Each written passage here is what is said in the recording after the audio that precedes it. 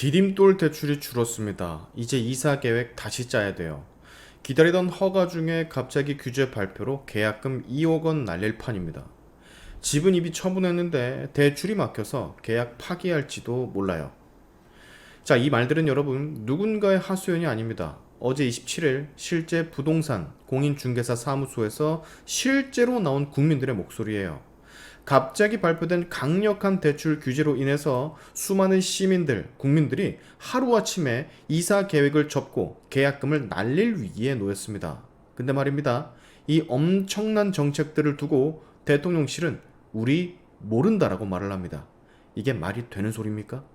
자, 정부는 6월 27일 예고 없이 이런 부동산 대책들을 발표했습니다. 수도권 규제지역 주담대 한도 6억 원으로 제한, 6개월 내 전입 의무화, 다음 날부터 즉 28일부터 즉시 시행. 한마디로 오늘 발표를 했으니까 내일부터 너희는 대출이 안 돼 라는 얘기입니다. 이 여파로 강남 3구, 용산은 물론이고 서울 수도권 전역이 패닉에 빠졌어요. 기존에 10억 대출을 받아 집을 사기로 했던 이들은 계약 파기 위험에 놓였고 그 결과 1에서 2억 가계약금을 통째로 날리게 된 상황도 와버렸습니다.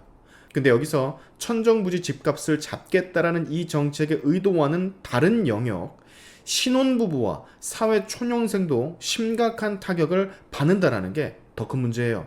무려 버팀목 대출과 전세자금 대출까지도 축소해버리는, 다자녀와 디딤돌 대출까지 제한을 해버리는 그런 엄청난 부동산 정책을 단 하루 만에 적용시키고만 합니다. 서울 용산에서 3억 전세 계약을 맺으려던 누군가는 갑자기 5천만 원을 더 조달해야 되는 상황이 돼버렸죠. 그는 말을 합니다. 1,000만 원, 2천만 원은 큰 돈인데 이걸 하루 만에 막아버리는 게 진짜 맞는 거냐고. 자, 그런데 여기서 더 큰 일이 벌어져요. 국민들의 반발이 너무 거센 탓인지는 모르겠습니다만 이재명 대통령실이 이렇게 말을 합니다. 강유정 대변인, 대통령실의 대책이 아니다. 금융위원회가 알아서 한 거다. 보고받은 적이 없다. 라고. 도대체 이런 대통령실의 주장을 국민들이 받아들일 수가 있다라고 생각을 하십니까? 대출 규제는 경제 정책의 핵심 중의 핵심. 그런데 대통령이 이걸 몰랐다?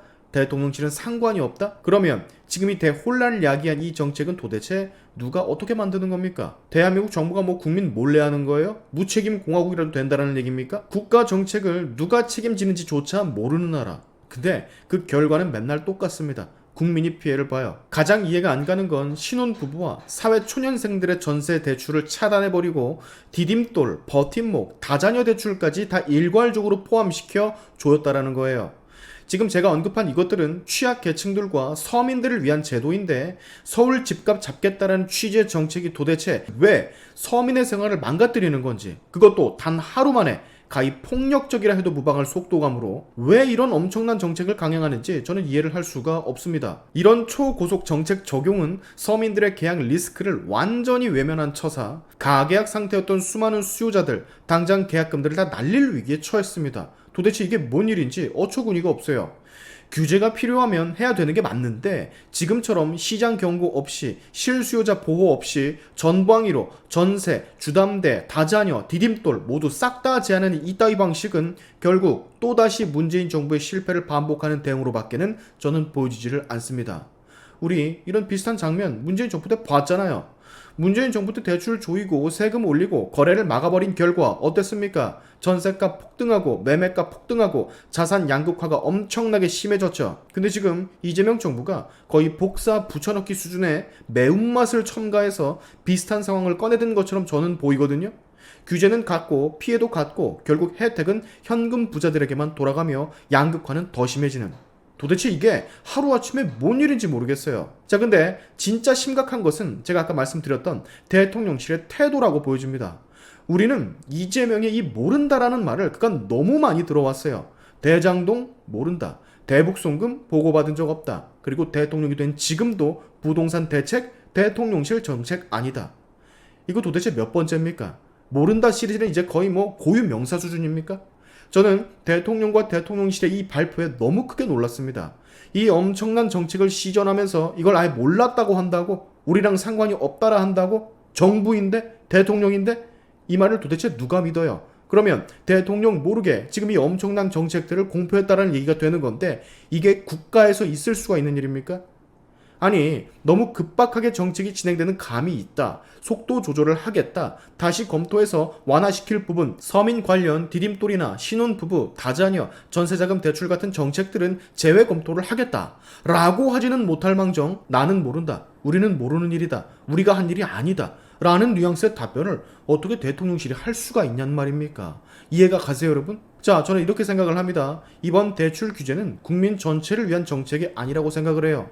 책임은 아무도 지지 않고 피해는 국민만 떠안는 구조. 그것도 가장 피해를 많이 보는 계층은 취약계층과 서민들. 서울에서 내 집 마련의 꿈을 꾸던 청년은 이제 서울의 문 앞에서 좌절을 할 거고 가계약금 수천을 날린 국민은 이재명 대통령실의 발뺌 하나로 혼자 이 모든 책임을 떠안게 됩니다. 이게 과연 정상적인 상황이에요?